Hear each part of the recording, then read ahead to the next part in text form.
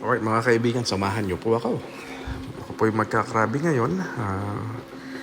Binaba ko yung jet ski ngayon. Nag-ready na ako dyan. So, siyempre, papogi muna.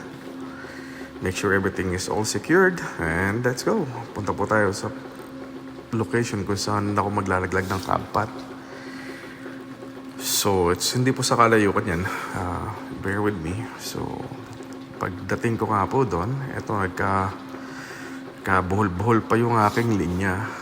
Takes me a while para maayos. Pero na-manage naman mga kakrabing. Medyo nilaglag ko sa 80 feet ang lalim. Kaya ang daming sobra. So, I should have put some weight para lumubog yung tali. Delikado yan eh. Baka masagasaan ng mga boaters. One eternity later. Yun, after a while, binalikan ko po siya. So, tignan po natin kung meron na tayong mahuhuli. Sana meron at may makain naman tayo ngayong araw na to. Makakain tayo ng crab. Ayan, sige. Nilagyan ko nga po pala ng crab puller yung jet ski ko. So, para mas madali yung hilahan. Medyo may kabigatang hilahan yan kapag minano-mano mo yan. So, hindi na-manage naman po. Ayun. At may blessing. At nakita nyo naman po. Maraming crab. On this spot, nakakuha ko ng 2 keeper. Kaya hindi ko na na-video.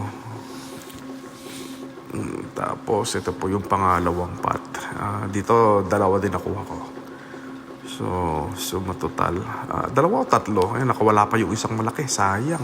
Hindi pa nakapasok ng todo. But anyways, 3 yung creeper dyan. Ayun.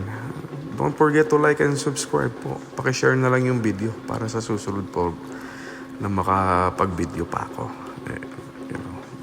Bear with me. First time ko lamang po. So, may kailangan. We'll have to follow the rules here.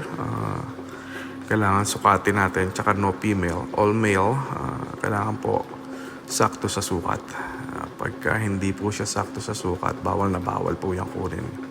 So, ito po isa medyo undersized. Kaya kailangan po natin ibalik. Ayun, kain na! Salamat po!